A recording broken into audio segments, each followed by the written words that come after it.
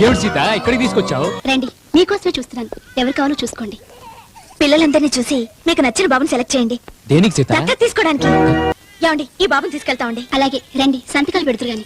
అమ్మా, ఈ బిడ్డ నా బిడ్డమ్మా. నా బిడ్డను దూరం చేయకండి అమ్మా. నా బిడ్డను నాకు ఇచ్చేయండి అమ్మా. అదేమిటి, ఆ రోజు పెంచలేని వదిలి వెళ్ళాం, మళ్ళీ ఇప్పుడు కావాలంటే ఎలా? వాళ్ళు దత్తత తీసుకున్నా. అంత మాట అనకండి అమ్మా.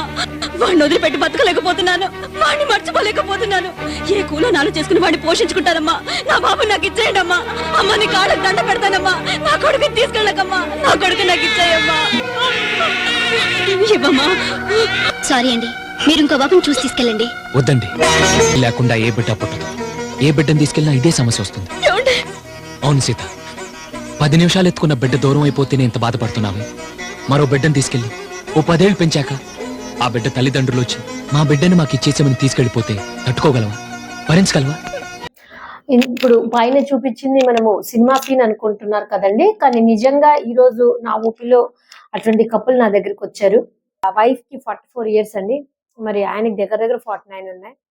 ఎందుకు ఇంత లేట్ చేసుకున్నారమ్మా అంటే వాళ్ళ స్టోరీ చెప్పారు. ఏంటంటే పాపం పిల్లలకి పుట్రని చెప్పి ట్రీట్మెంట్ తీసుకున్నారంటే, తిరిగారంటే, ఇంకా మెడిసిన్స్ ఇవన్నీ వాడేశాక ఇంకా పుట్టట్లేదు, ఇంకా మాకు పుట్ర అనుకుని వాళ్ళు ఏం చేశారంటే, వాళ్ళు తెలిసిన వాళ్ళ దగ్గర ఒక బేబీని దత్తతకు తెచ్చుకున్నారు. 3 ఇయర్స్ వయసులో తెచ్చుకున్నారంట. దగ్గర దగ్గర అమ్మాయికి 22 ఇయర్స్ 23 అంట. ఇప్పుడు పెళ్లి చేశారు. మ్యారేజ్ చేసిన తర్వాత ఇప్పుడు ఏ అమ్మాయి అయితే పెళ్లి చేసుకుందో ఆ అమ్మాయి సొంత తల్లిదండ్రుల దగ్గరికి వెళ్ళిపోయిందంట. ఇంకా పెళ్లి అయిపోయాక అసలు వీళ్ళని చూడట్లేదంట, పట్టించుకోవట్లేదు. సో వీళ్ళలాగా అట్లా లాస్ట్ లో చివరిలో బాధపడే వాళ్ళు ఉన్నారు. అడాప్షన్ కి కూడా రూల్స్ చాలా ఉంటాయి. సో దానివల్ల వదిలేసి అట్లా ఉండిపోయిన వాళ్ళు ఉన్నారు. సో నిజంగా దత్తత చేసుకోగలిగితే మంచిది, ఎందుకంటే మనం సమాజానికి మేలే చేస్తున్నాం. కానీ అటుగాక ఇటుగాక ఇట్లా లేట్ వయసులో వచ్చి ఈ ట్రీట్మెంట్స్ చేసుకొని అప్పుడు సక్సెస్ రేట్ కోసం ఇబ్బంది పడే కంటే వచ్చిన రీసెంట్ గైడ్ లైన్స్ ఏవైతే రీసెంట్ ప్రోటోకాల్స్ రీసెంట్ ట్రీట్మెంట్ ఉందో చాలా మంచి ట్రీట్మెంట్. అంటే టఫ్ కేసెస్ని కూడా సక్సెస్ఫుల్గా ప్రెగ్నెంట్ చేయడానికి మరి ఇప్పుడున్న వైద్యం అనేది చాలా అడ్వాన్స్డ్ ట్రీట్మెంట్ వస్తున్నాయి ఇటువంటి పిల్లలు లేని దంపతులకు.